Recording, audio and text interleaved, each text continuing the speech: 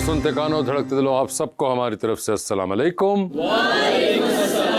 आज का हमारा जो टॉपिक है वो ये है कि एंटरटेनमेंट के लिए अपने आप लोग क्या करते हैं और बदलते ज़मानों में एंटरटेनमेंट कैसे बदली है, ये आप लोगों के जवाब से हमें पता चलेगा। तो कौन पहले बताना चाहेगा? जी सर, आप बताइए। अस्सलाम वालेकुम सर, मेरा नाम मोहम्मद तैयब है। तैयब साहब, मैं अपनी बेगम को छोड़ के कहीं ना कहीं आउटिंग के लिए चला जाता हूँ, जैसे आज शो देखने आ गया। ये कितना अर्सा हो चुका है शादी को? माशाल्लाह 2 साल हो गए हैं। 2 साल में ही?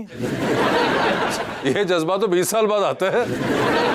जी और कोई? जी मैडम। सर, मैं अपने इंटरटेनमेंट के लिए मौजूदा दौर में अपनी बुक्स को नहायत इज्जत और एहतराम के साथ बैग में डालती हूँ और मूवीज देखने लगती हूँ। मूवीज देखने लगती हैं? जी, जी। और कौन सी फिल्में देखती हैं अमूमन? मैं ज्यादातर वेब सीरीज देखती हूँ। वेब सीरीज देखती हैं? जी, जी। अच्छा, तो वो जो किताबें वगैरह वो पढ़ाई की होती हैं या वैसे आपकी रीडिंग की हैं? नहीं नहीं, पढ़ाई की सर। पढ़ाई की होती जी, हैं। जी। तो आप इम्तिहान के वक्त क्या करती हैं? फिर सर वो वजीफे जो मौजे होते हैं वही वजीफे और मौजों से काम चल रहा है? इमदाद गैबी पे मदद रख के जाते हैं। अच्छा, और वो कामयाब आप होती हैं? थोड़ी हद तक। थोड़ी बहुत? जी। अच्छा, अभी तक तो हो रही हैं। आई एम होपिंग कि आप अभी तक इंशाल्लाह आइंदा भी होंगी। आइंदा भी होंगी, मगर आपने कहा कि मूवीज नहीं छोड़ूंगी ना वेब सीरीज छोड़ूंगी। इंटरटेनमेंट के लिए तो सर फिर कुछ करना ही पड़ता है। ओए होए होए, एंटरटेनमेंट के लिए तो बड़ा कुछ करना ही पड़ता है। जी सर, आप बताइए। अस्सलाम वालेकुम वासिफ भाई, कैसे हैं आप? मैं ठीक हूँ। है सर, मेरा नाम नदीम है। जैसे आपने बताया कि पैसेज ऑफ टाइम जो है एंटरटेनमेंट के मीडियम डिफरेंट होते जाते हैं। पहले जैसे भाई ने बताया जब अनमैरिड थे तो ऐसे ही थे, कभी कहीं चले गए कभी कहीं चले गए, मगर अब मोस्टली फैमिली के साथ टाइम स्पेंड करने को प्रेफरेंस देते हैं। जैसे खाना खाने चले गए, मोस्टली जब इंजॉय करना हो लॉन्ग ड्राइव पे चले जाते हैं। लॉन्ग ड्राइव अकेले करते हैं या? नहीं, फैमिली के साथ। अच्छा, फैमिली के साथ ही? शादी से पहले थे, अब फैमिली के साथ ज़्यादा उनको टाइम देते हैं। ठीक है। ये आपके कितने साल हो गए शादी को? सर माशाल्लाह 17 ईयर हो। माशाल्लाह 17। देखिए 17 के बाद ऐसा होता है। ये भी एक वक्त डे होता वन से है। ऐसा है सर। हाँ नहीं, अभी उनके सिग्नल नहीं आ रहे वो वाले। तो ये थोड़े अरसे बाद आना शुरू हो जाएंगे। जी भाई। जी, मेरा नाम मोहम्मद रिजवान है सर। जी, अस्सलाम रिजवान वालेकुम। साहब। जी सर, जब कभी हमने अपने आप को एंटरटेन करना होता है तो जो स्कूल फेलो हैं मैं तो उनके पास चला जाता हूँ, जो प्राइमरी के और हाई स्कूल के, ठीक है। उनके पास चले जाएं और बचपन की यादें, वही स्कूल में जो नान टिक्की मिलती थी, हाँ हाँ। वो बातें, स्कूल से निकलना। कॉलेज वालों में नहीं मिलती है गुफ्तगू? कॉलेज की वो यादें वो तब बड़े हो गए थे, स्कूल वाली जो बातें हैं ना वो ज्यादा। अच्छा, तमाम जो आपके एंटरटेनमेंट है वो बचपन की बातों में ही है? बचपन की बातों में सर। ठीक है। कॉलेज में जाकर थोड़ा सा सीरियस हो गए थे, क्योंकि कॉलेज के साथ साथ जॉब के साथ, स्टडी के साथ साथ जॉब भी, पढ़ाई के साथ होना चाहिए। पढ़ाई के साथ साथ जॉब भी कर रहे थे? हाँ जी। तो इसलिए आपने कहा कि वो जमाना मुझे पसंद नहीं है, मुझे स्कूल वाला जमाना पसंद स्कूल का जमाना सर कभी नहीं भूलता है, ओए ये किसी होए टाइम पे नहीं भूलता। और वो दोस्त भी सारे मिल जाते हैं आसानी वो से? दोस्त सर मिल जाते हैं। एक तो दोस्त मेरे साथ बैठे हुए हैं। ये आपके दोस्त हैं? जी सर, मेरे दोस्त हैं। ये मेरे प्राइमरी के दोस्त हैं। सर, दोस्त को माइक दीजिए जरा। दोस्त भाई, क्या हाल है आपके? जी अल्हम्दुलिल्लाह। नाम क्या है? अकबर अली। अकबर साहब, आपको भी नान टिक्की याद आती है? जी, बस या ऐसे ही इनकी है। वजह से आपको मजबूरन सोचना पड़ता है उसके बारे में? नहीं सर, बचपन से इकट्ठे हैं ना, फिर इसलिए एक ही चॉइस है। नान टिक्की। जी जी। चले, जबरदस्त दोस्त आप साथ भी लेकर आए नान टिक्की वाले। जी मैडम।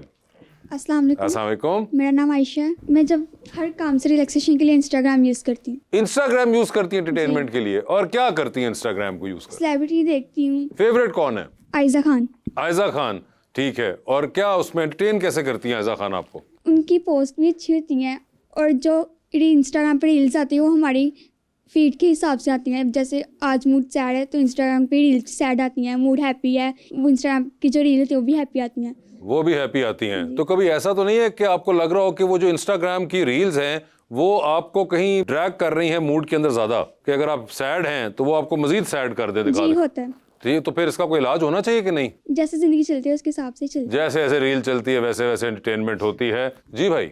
अस्सलाम अस्सलाम वालेकुम। वालेकुम। सर, मेरा जब मूड जो है वो काम से उकता जाते हैं तो पहाड़ों में निकल जाते हैं। अच्छा, तो पहाड़ों में निकल जाते हैं? हाँ, और पहाड़ों में आप दोस्तों के साथ निकलते हैं, फैमिली के साथ या अकेले? सबके साथ ही, जैसे जैसे मूड हो। ज्यादातर जो है वो मोस्टली दोस्तों के साथ। दोस्तों के साथ? तो क्यों फैमिली वालों के साथ क्यों नहीं जाते? सर, दोस्त जो है वो जिंदगी में जो है वो उनके साथ बंदा हर तरीके की गपशप और जितने जो है वो तो फैमिली के साथ क्या आखिरत में करनी है? मतलब साथ में जिंदगी में करनी है? फैमिली वालों को भी इसी दुनिया में ही हमने केटर करना है, तो उनके साथ नहीं करते।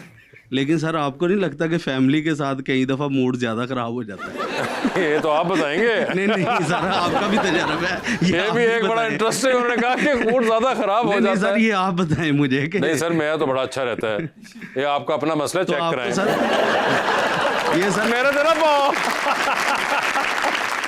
लीजिए फिर अपने आज के मेहमान को बुलाते हैं, क्योंकि वो भी आपके एंटरटेनमेंट के लिए पिछले 30 साल से काम कर रहे हैं, म्यूजिक के जरिए, और कभी सियासत और फिर कभी दोबारा म्यूजिक के जरिए। जनाब अबरारुल हक।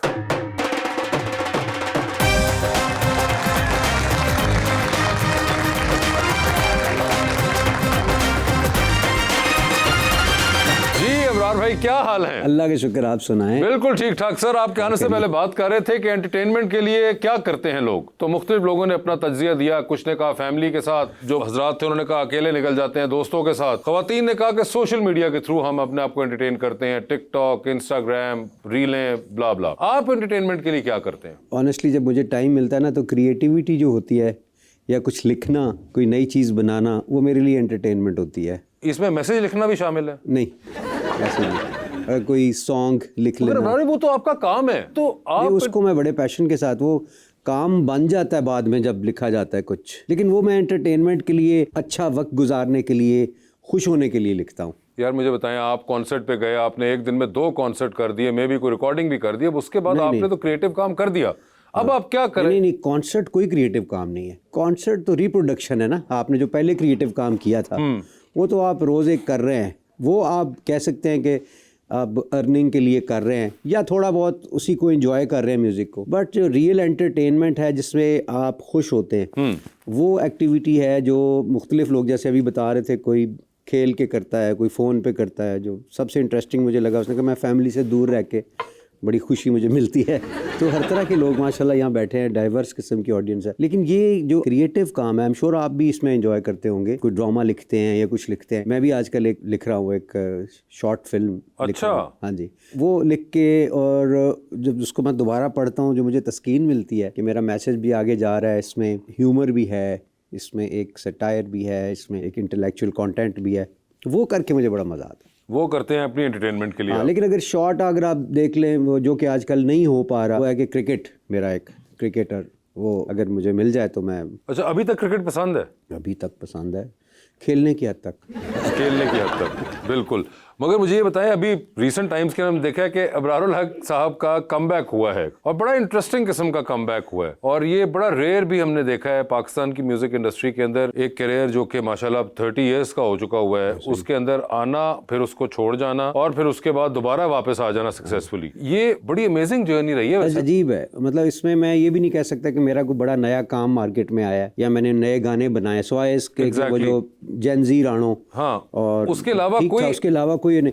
और बल्कि ये बसंत पे तो चले, बहुत सारी जेनजीज ने गाने सुन लिए, पुराने भी। उन्होंने नच पंजाबन तो पहले सुना हुआ था, कुड़ियाँ लाहौर दियाँ, जट चढ़िया कचहरी भी सुन लिया। लेकिन इससे पहले जो न्यू ईयर पे मेरा जो गुजरावाला में कॉन्सर्ट हुआ, मैं हैरान हुआ कि उसमें 1 लाख के करीब लोग आए, जो मेरे लिए बड़ी हैरान कुन बात थी।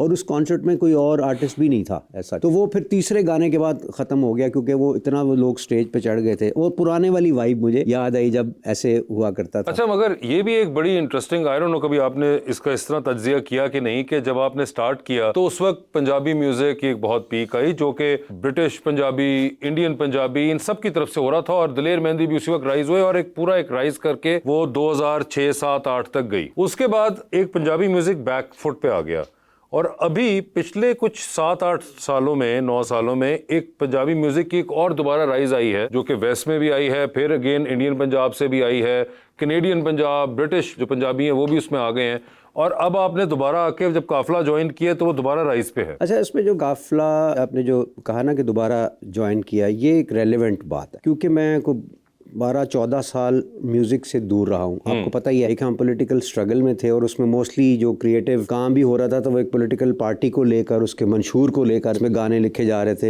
है हक हमारा आज़ादी, नीचे उतरो मसनद से, वगैरह वगैरह, उस तरह के गाने भी थे। और वो क्योंकि आप मेंटली भी उसके बिल्कुल अंदर होते हैं, ज़हनी तौर पर आप वही सुन रहे होते हैं, वही आप कह रहे होते हैं, तो उसके अंदर था। तो इसमें जो एंटरटेनिंग म्यूज़िक था उससे मैं दूर था, और वो मैं चाहता भी था तो नहीं लिख पा रहा था। लेकिन जैसे ही अब वो जाहिर है उससे हमें बाहर आना पड़ा, तो उसके बाद फिर इंसान कुछ ना कुछ तो करता है, यू नो। सो वो वापस म्यूज़िक को, मुझे बड़े भाई कहने लगे तुमने फैक्ट्री बंद की हुई है। मैंने कहा फैक्ट्री कौन सी है मेरी? कहते हैं ये जो तुझे अल्लाह ने गला दिया हुआ ना, ये तेरी फैक्ट्री है।